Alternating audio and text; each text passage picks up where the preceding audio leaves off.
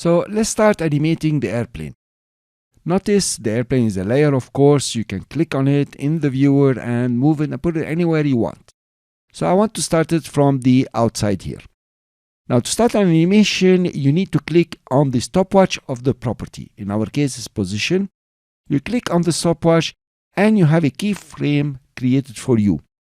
The keyframe means at this time, 0, 0 in our case, position the layer at these coordinates. Let's go to 1 second now. Of course, we are working in time here. So after 1 second, I can click on the layer and just move it to over here. So now we moved in time and we moved the layer. A new keyframe has been created. Let's move again to 2 seconds. Let's position it, for example, just over here. You can actually click and adjust the keyframes the way you like.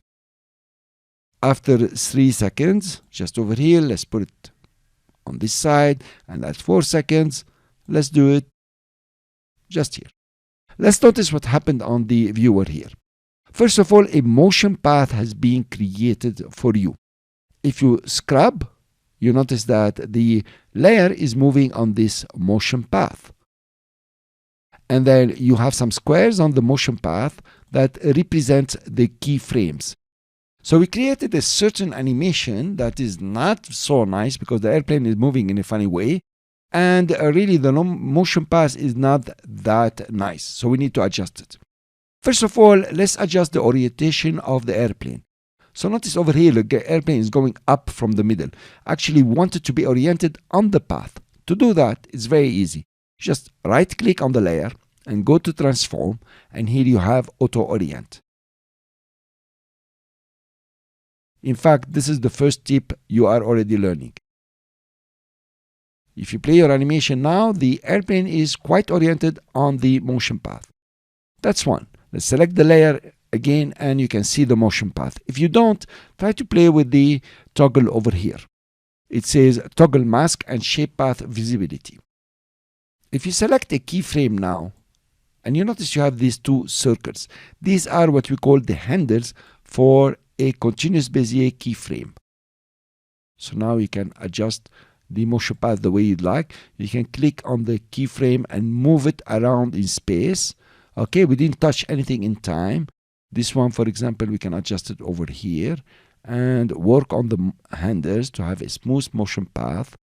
And if you bring our airplane here, we can see the keyframe and adjust it the way you would like. Now we have somehow a better animation.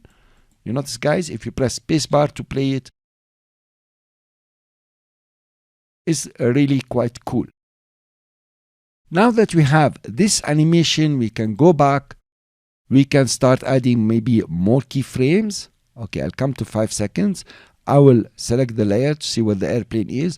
And maybe I'll put it over here, another loop. And at 6, I'll just take it, just over here maybe. And then at 7, I want it to exit. I can come back and adjust the motion path the way I would like and the position of the keyframes if you want to. Okay, let's make it this more looping. Now, let's go back to the beginning. Press deselect by pressing in an empty space. Press the space bar to start our animation. Here you are, guys. In a few minutes, you have created quite an animation and you can adjust it the way you would like. Now, let me show you a few things here. For example, let's select the layer and I would like it between this keyframe and this keyframe to move a bit at a higher speed. So we're talking about this keyframe and this one. So all I have to do is to make the distance in between the keyframes a bit smaller.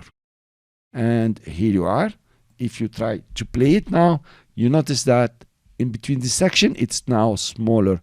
Pretty cool, by the way. Let's do the same for another. For example, when it comes up or it comes down here, let's make this distance smaller. So actually, we're reducing the time in between keyframes. And here you are. You can now notice that it's going to go faster over here, of course, which is pretty cool. So actually, it's very easy to create animations in After Effects, and it's very easy to manipulate the motion paths as you have seen. So guys, now it's your turn. It's up to you now to open After Effects. If you haven't done so, create this kind of animation. Make it, for example, moving left, right. I don't know. Be very creative. Play with the keyframes. Adjust them over here. Adjust the motion path. It's very important that you get to be very comfortable with this kind of animation and the keyframes, mainly with position and also the motion path itself. Okay guys, so I will see you in the next lecture.